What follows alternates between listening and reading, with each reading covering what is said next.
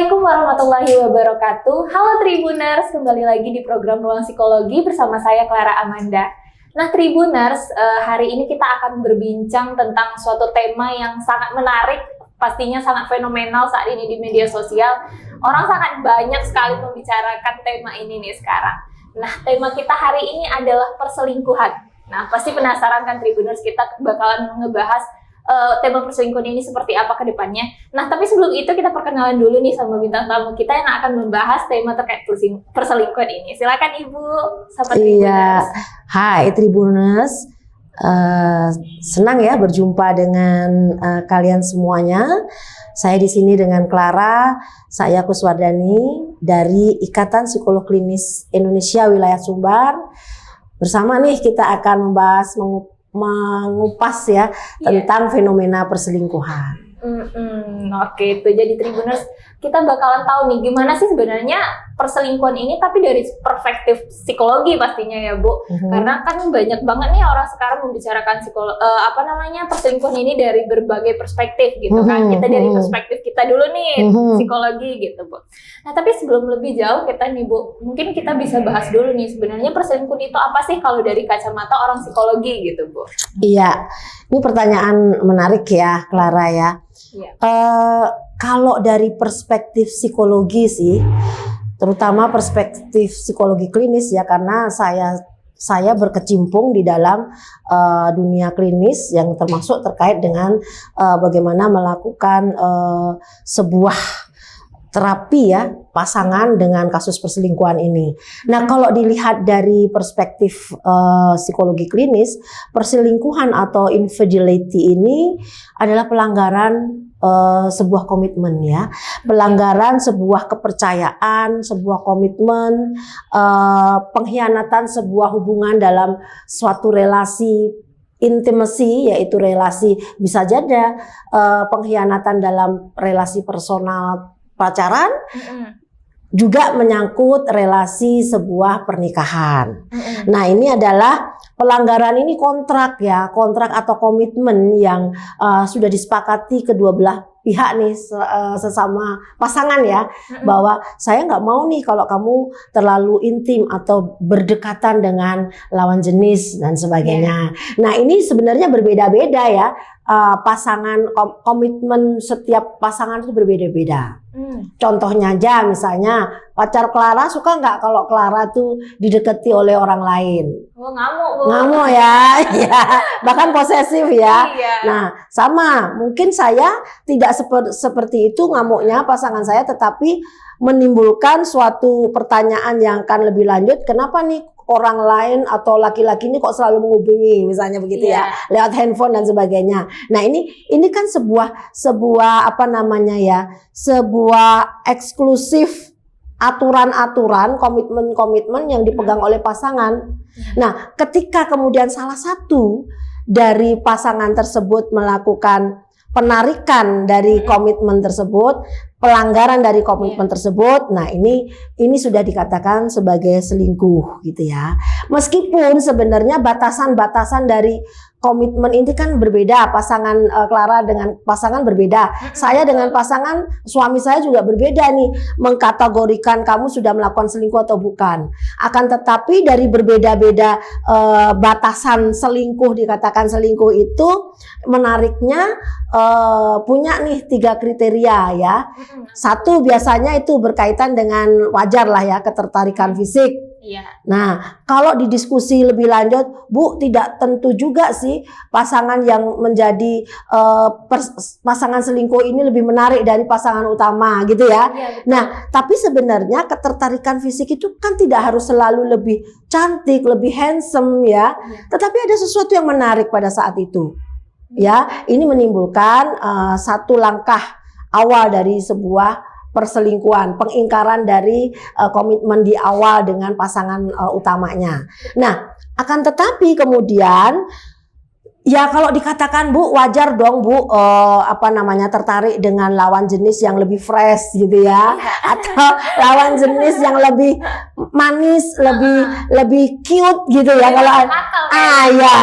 Nah, betul ya, itu wajar. Akan tetapi menjadi menjadi berbahaya nih, sign-nya berbahaya ketika ketertarikan fisik itu kemudian digabungkan dengan dua indikator lainnya, yaitu kemudian melibatkan kedekatan emosional dan kemudian sudah mulai nih berahasia-rahasia. Nah itulah yang kemudian perselingkuhan itu secara psikologis adalah pelanggaran terhadap komitmen yang masing-masing itu berbeda-beda, tetapi batasan dari selingkuh itu biasanya ada 3 tadi. Ada ketertarikan fisik, kemudian ada kedekatan emosional, dan mulai nih main rahasia-rahasiaan gitu ya. Contoh kata misalnya, Clara punya teman tapi mesra gitu ya. Boleh aja, wajar aja gitu ya. Tetapi ketika kemudian teman tapi mesra, sahabat nih ya, tapi kemudian dirahasiakan terhadap pasangan Clara, itu sudah berselingkuh gitu ya. Gitu.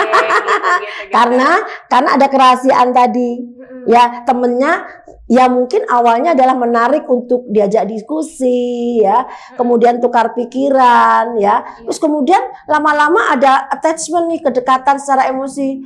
Enaknya pokoknya kalau ada sesuatu pasti curhatnya ke dia gitu ya. Nah, terus kemudian mulai nih dirahasiakan nih dari pasanganmu. Nah, inilah itu apa namanya, fase-fase yang dikatakan perilaku berselingkuh. Oke, jadi itu ya Tribuners, indikator dimulai perselingkuhan tadi dari ketertarikan fisik, kemudian ada keterikatan emosional, kemudian main rahasia-rahasia nih, main-main di belakang gitu. Iya, itu betul. jadi permasalahan Iya, betul. Nah, kemudian Ibu, kalau misalkan dari segi psikologi sendiri, apakah kebiasaan orang berselingkuh ini bisa dikatakan gangguan atau seperti apa ya?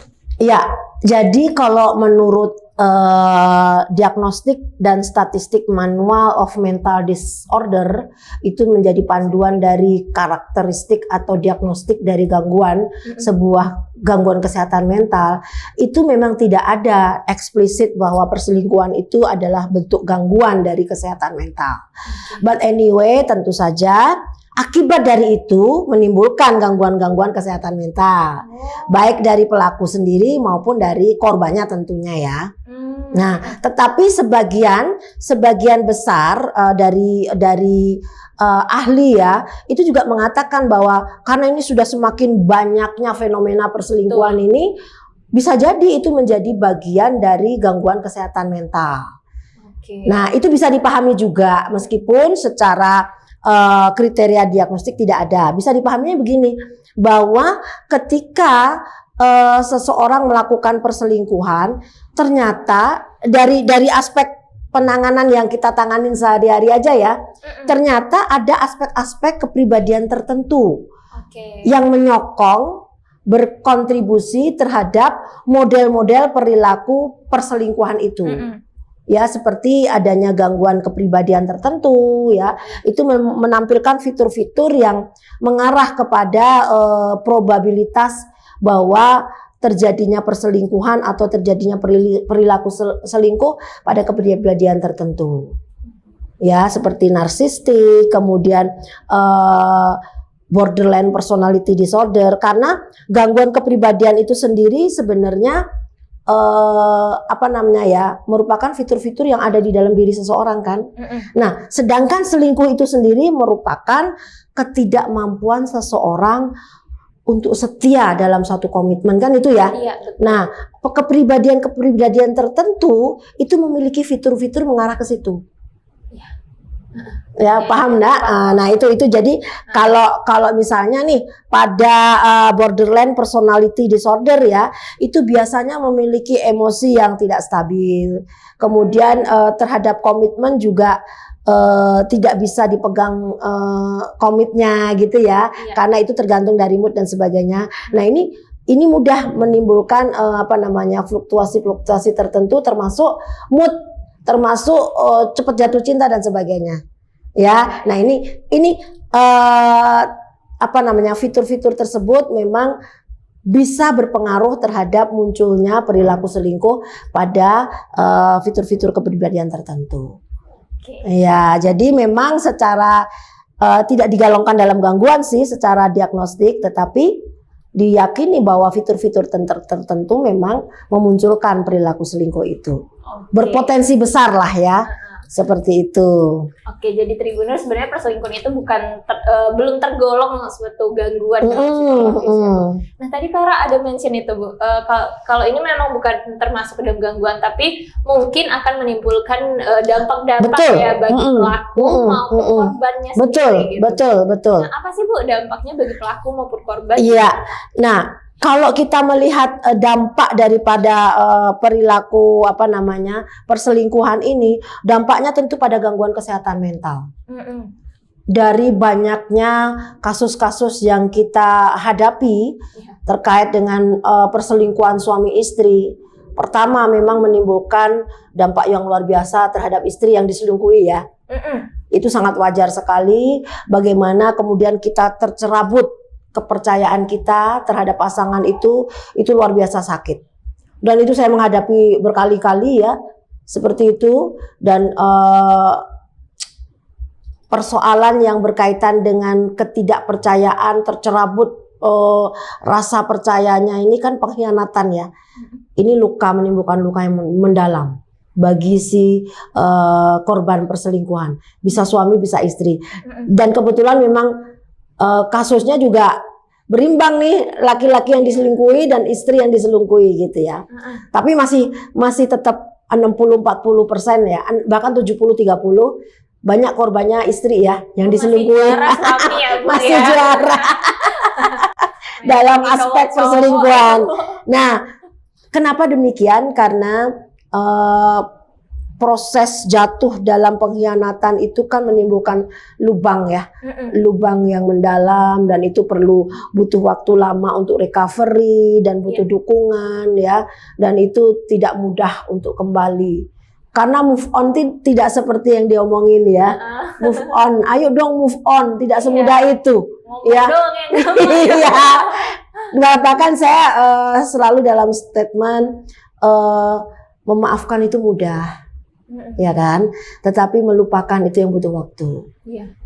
Ya, itu sih yang dari berbagai persoalan yang kita hadapi bersama, ternyata itu memaafkan, oke, cepat sekali bisa memaafkan relatif ya, tetapi melupakan sesuatu yang meninggalkan lubang pengkhianatan itu butuh waktu.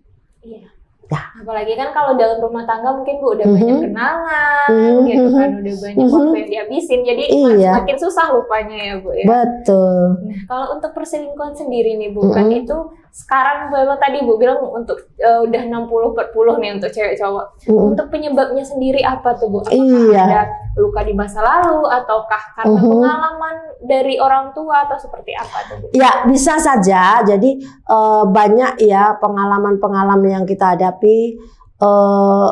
seolah-olah terjadi adanya, karena gini, kita dulu belajar dari pengalaman orang tua kita, ya, karena kita terpapar dengan pengalaman orang tua kita, ya. Biasanya ini dari beberapa kasus saya tidak menganalogikan dengan ngawur, tidak ya, tetapi kemudian ternyata anak laki-laki yang dibesarkan dalam lingkungan seorang bapak yang berselingkuh, ya, itu 2 kali lebih besar peluangnya untuk melakukan hal yang sama.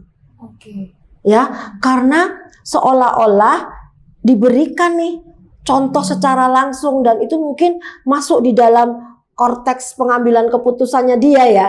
Ternyata monogami itu sesuatu yang bullshit misalnya begitu ya. Artinya ternyata tidak harus monogami kok. Poligami tuh bisa, bapak saya juga begitu. Ya.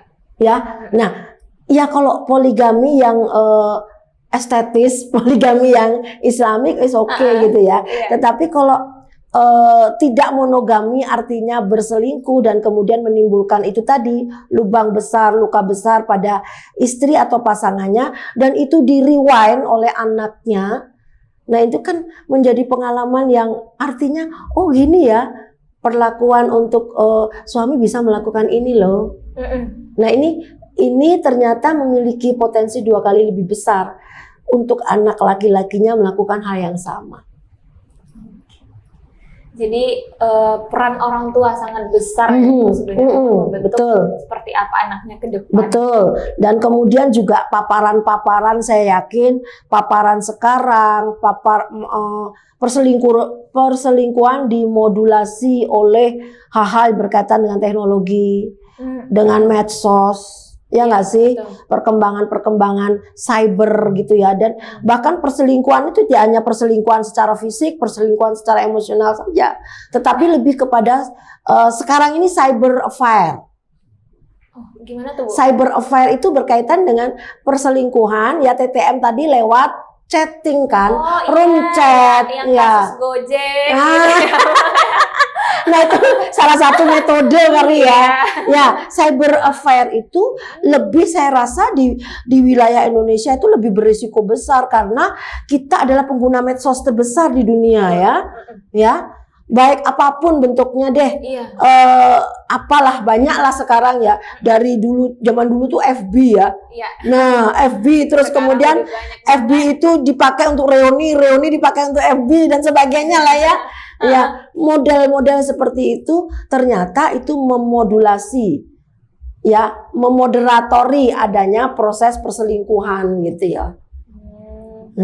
Tidak hanya berupa itu ketertarikan fisik tadi itu, bisa saja melalui foto kan? Iya betul. Jadi hal seperti postingan di Instagram. Iya, jadi nih, gitu. Iya, jadi hal-hal seperti itu ternyata berkembang juga perselingkuhan itu dari hal-hal yang sifatnya fisikal, kemudian emosional, juga ternyata berkaitan dengan cyber affair. Oke, jadi gitu ya. Ternyata perselingkuhan itu tidak hanya harus jumpa face to face gitu. Iya. Lewat media sosial juga banyak sekarang. Iya.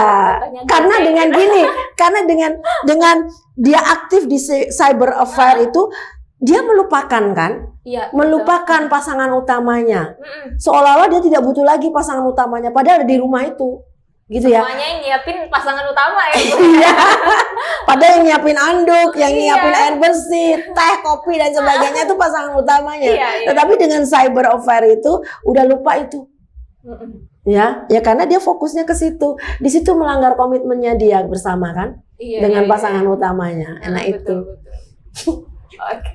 Nah, Clara juga pernah baca gini, Bu, katanya kalau orang yang pasangannya tuh insecurean gitu, Bu, murah minder, merasa dia tidak lebih dari pasangannya, itu salah satu pemicu perselingkuhan, Bu, karena dia merasa dia terlalu tinggi untuk saya, jadi saya harus cari orang yang bisa di bawah saya gitu. Misalnya cowoknya nih, Bu, lebih kurang mampu gitu ibaratnya daripada si cewek gitu. Nah, itu gimana tuh?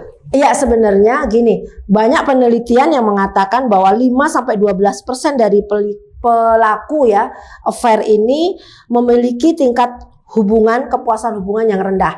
Itu bisa dimanifestasikan ya, kepuasan hubungan yang rendah itu bisa macam-macam, termasuk ketidaknyamanan ketika si istrinya sudah memiliki pendapatan yang lebih besar misalnya kan.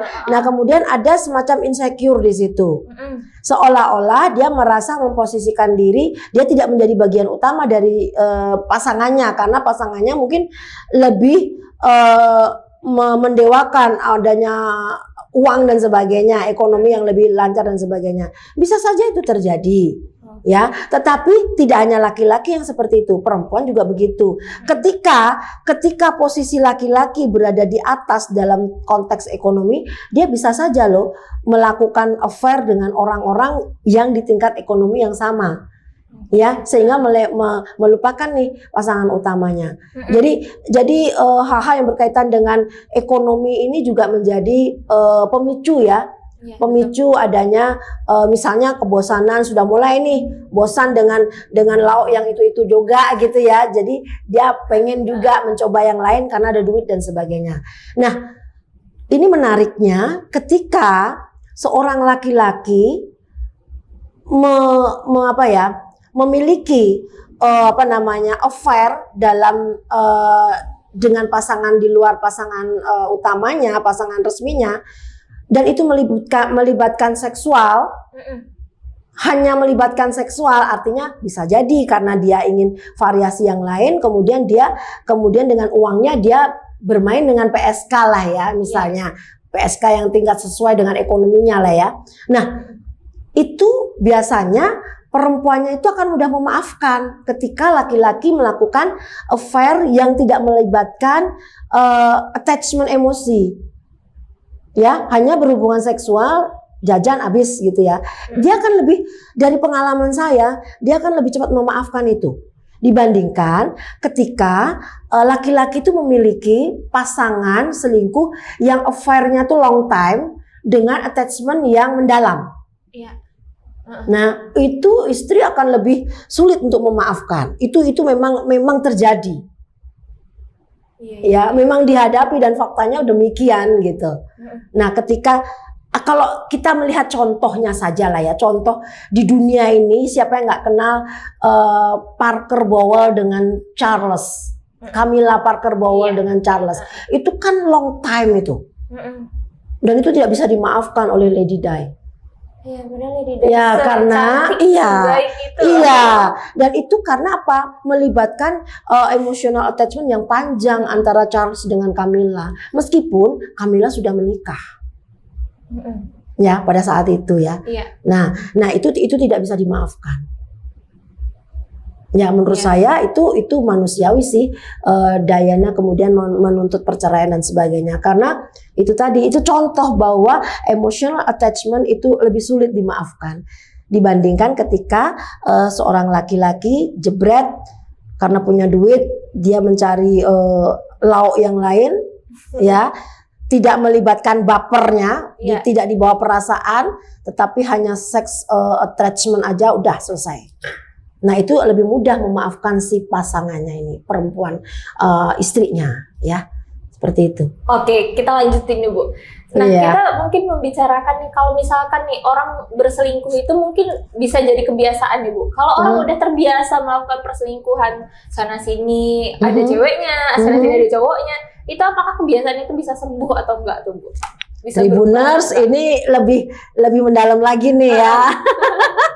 Ya, berselingkuh itu bisa sangat menyenangkan ya, karena betul itu melibatkan peningkatan level sensation seeking, level mencari, mengaktifkan reward circuit di otak. Jadi dengan perselingkuhan itu memang ada proses pencarian sensasi nikmat di sirkuit otak. Nah, kalau kita membahas perilaku apapun ceritanya, kita tidak bisa singkirkan dari metabolisme yang ada di otak. Karena semua ditentukan oleh sirkuit yang ada di otak, di kepala kita ya. Perilaku perselingkuhan ini memicu adanya pelepasan dopamin dari sirkuit reward tadi. Nah, menimbulkan rasa senang. Iya, betul. Nah, tidak hanya menyampaikan rasa senang, tetapi juga memberitahu otak bahwa perilaku itu tidak hanya sekali saja. Ayo dong diulang terus, diulang terus, diulang terus. Ya, karena merupakan bagian ditangkap di sirkuit otak itu pengalaman yang penting dan perlu nih diulang-ulang terus. Nah, sehingga beberapa orang yang sering berselingkuh di masa lalunya, ya, melampaui hubungan di masa lalunya dengan selingkuh, biasanya kedepannya juga akan berselingkuh. Jadi jangan sok jadi apa namanya ya, sok jadi pahlawan gitu ya. Karena sirkuit di otaknya itu sudah mengenal itu sebagai sesuatu yang rewarding gitu ya, memberi sensasi yang reward lah gitu ya, ada rewardnya. Nah itu kan otomatis otak menangkap itu, ini yang harus diulang-ulang nih gitu loh. Nah selain itu memang level-level hormon testosteron tertentu, testosteron itu juga berperan dalam perilaku selingkuh itu. Akan tetapi tidak semua laki-laki yang memiliki hormon tingkat level testosteron yang tinggi memiliki resiko berselingkuh, tidak seperti itu ya sebenarnya. Namun itu bersifat korelasi saja, ada hubungannya, tidak mengakibatkan karena itu kemudian menjadi berselingkuh, enggak, tetapi korelasi saja. Karena toh tidak semua laki-laki yang memiliki level testosteron, hormon testosteron tinggi itu juga berselingkuh. Karena itu tadi ada faktor protektifnya.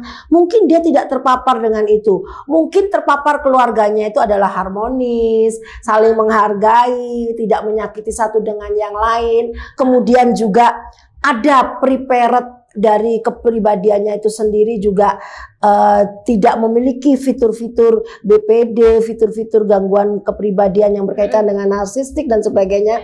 Nah, ini aman jadinya. Nah, artinya level hormonal testosteron itu juga bersifatnya korelasional saja, bukan kausal. Gitu sih. Iya. Jadi Tribuners buat cowok-cowoknya mungkin yang bilang aku udah tobat sayang, aku udah tobat, itu gak ada yang bullshit ya Tribuners. Itu tidak ada ya Bu ya. Dipelajari lagi lah, dipelajari lagi. Karena udah otaknya udah keset gitu ya. Iya, ya tapi ya itu kan ya bisa jadilah, itu hanya Tuhan yang tahu ya. Dia dan Tuhan yang tahu. Ya. Nah, dan kalau kita bicara tentang dampak perselingkuhan itu juga sangat luas ya.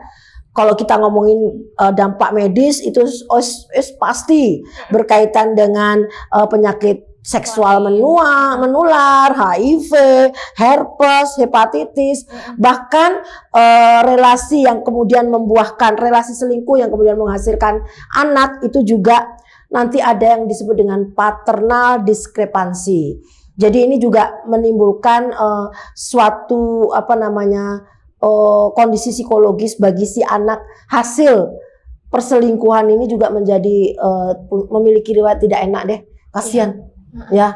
Jadi berpikirlah kalau ingin memiliki hubungan di luar nikah ya, terus kemudian sampai hamil dan kemudian menghasilkan anak, dan itu diskrepansi paternal ini juga itu luar biasa. Kemudian dampak perselingkuhan psikologis itu tadi sudah saya katakan itu berkaitan dengan mempengaruhi kesehatan mental, baik itu otomatis kepada korban ya, artinya yang diselingkuhi itu wajar banget mengalami fluktuasi emosi tertentu yang luar biasa, up and down. Bahkan kalau kemudian dari proses perselingkuhan itu diputuskan keduanya untuk merecovery atau melakukan perbaikannya, itu proses terapinya juga melalui proses up and down. Ya, karena di situ ada pelibatan fluktuasi emosi yang luar biasa dari pihak yang diselingkuhi, dan kemudian reaksi emosi yang juga luar biasa bagi pihak pelaku. Ya kan gue sudah melakukan ini, minta maaf beribu-ribu kali, sudah sujud dan sebagainya, kok masih belum ada kamu move on dan sebagainya. Ini juga menimbulkan tekanan tersendiri bagi si pelakunya kan.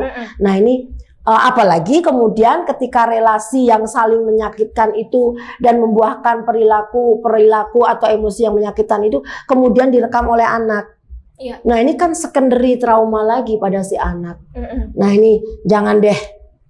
Dampaknya sangat luar biasa. Jangan deh mencoba untuk memiliki selingkuhan gitu ya. Meskipun itu selingkuh itu adalah selingan indah. Namun keluarga utuh, tapi itu jangan pernah dilakukan karena dampaknya besar. Dan ketika kemudian merasa, jadi gini, kadang-kadang si pelaku selingkuh itu mengatakan bahwa tiba-tiba aja Bu, saya terjebak dalam dunia perselingkuhan itu. Come on gitu ya. Tidak ada yang tiba-tiba, tidak ada yang tiba-tiba, karena itu pilihan dan dilakukan dengan sadar. Iya, betul.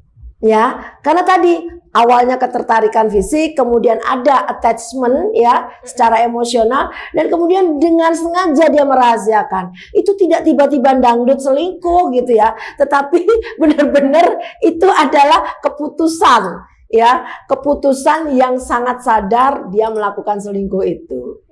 Gitu ya. Jadi ngeles aja tiba-tiba sebenarnya.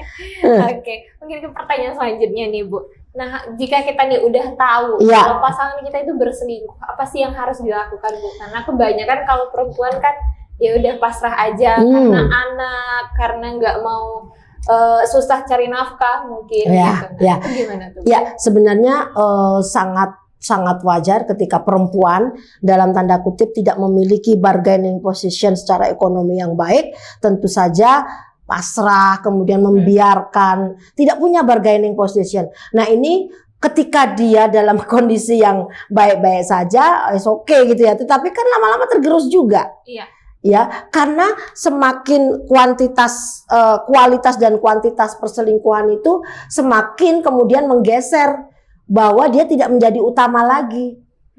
Ya, pasangan utama tidak menjadi utama lagi.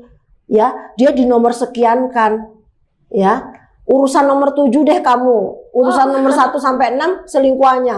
Ya gimana tidak menggerus perasaan. Nah, biasanya sih kondisi seperti ini tidak berani ya perempuan itu keluar dari jalur circle perselingkuhan itu, karena kadang-kadang bukan kadang-kadang lagi, banyak cerita perselingkuhan itu pada akhirnya kemudian memunculkan circle kekerasan di dalam rumah tangganya. Nah perempuan biasanya agak ketinggalan nih atau semacam apa ya, telat mikir. Tahu-tahu dia sudah terjebak dalam lingkaran kekerasan itu. Nah, sehingga sulit dia keluar dari situasi itu. Nah, jadi Tribuners, ketika kita ditengarai nih pasangan kita selingkuh, segeralah ya cari tahu, tenangkan diri tetap pertama, kemudian cari dukungan. Cari dukungan sosial. Tentu itu bisa keluarga terdekat ya. Tapi ingat, keluarga terdekat kadang-kadang juga ngomporin, garemin gitu ya. Atau bahkan justru melemahkan posisinya dia. Udahlah, kamu kan tergantung itu dengan suamimu. Udah biarin aja deh. Ya, ingat bahwa kita juga harus menyayangi diri kita sendiri dong. Siapa lagi kalau bukan kita yang menyayangi diri kita sendiri. Ya, dan bahkan ketika kemudian kemudian orang lain istilahnya mengompori, janganlah, kamu nggak usah karena kamu tidak punya kekuatan untuk berkata demikian. Jadi diri sendiri ajalah, ya, tetap jadi sendiri, jangan mengikuti ekspektasi orang lain. Ya, pikirkan dengan jernih, karena kadang-kadang memberi maaf itu sebenarnya menegaskan bahwa pada diri kita sendiri, suami itu tidak boleh melakukan atau tidak harus jangan tunjukkan kekuatan untuk menyakiti dia. Artinya gini, dia memaafkan dengan menunjukkan bahwa stop untuk melakukan bentuk-bentuk perselingkuhan atau kekerasan yang bersifat emosional pada saya. Nah, ya artinya boleh memaafkan dengan ketegasan itu. Ya, tetapi kalau kemudian negosiasi tidak bisa muncul ya, kemudian dengan keluarga juga rasanya kurang, carilah segera bantuan psikologis ya pada orang-orang psikolog-psikolog yang memang memiliki kompetensi untuk terapi. Ya, terapi pasangan. Nah, kadang-kadang itu silahkan gitu mencari itu yang tepat yang mana, silahkan ya gitu. Karena dengan nanti dibantu oleh terapisnya itu bagaimana kemudian treatment pasca perselingkuhan kalau itu memang ada niat recovery dari kedua belah pihak. Ya, proses treatment pasca perselingkuhan itu yang biasanya disebut dengan terapi couple gitu ya, couple terapi. Nah ini banyak nanti fase-fasenya yang harus dilalui oleh pasangan tersebut dengan tujuan untuk merecovery proses pasca perselingkuhan. Gitu. Oke, jadi itu tadi Tribuners, kalau misalkan udah tahu nih pasangan kita selingkuh, jangan berpasrah diri aja. Yang pertama tenangin diri dulu, kemudian cari dukungan. Kalau misalkan keluarga nih, kebanyakan keluarga juga kadang membuat tambah beban gitu. Nah, kalau ketemu keluarga yang seperti itu mungkin bisa minta pertolongan kepada yang ahlinya. Oke, Tribuners, mungkin sampai segitu dulu Bu pembicaraan kita terkait perselingkuhan. Walaupun sebenarnya masih banyak yang harus dibahas, tapi nanti durasinya bisa panjang banget gitu kan. Jadi mungkin itulah Tribuners pembahasan kita terkait perselingkuhan. Mungkin untuk terakhir Ibu bisa kasih closing statement. Iya. Oke, jadi mungkin karena ini sudah banyak ya, saya mengingatkan aja perselingkuhan ini memberikan beragam dampak.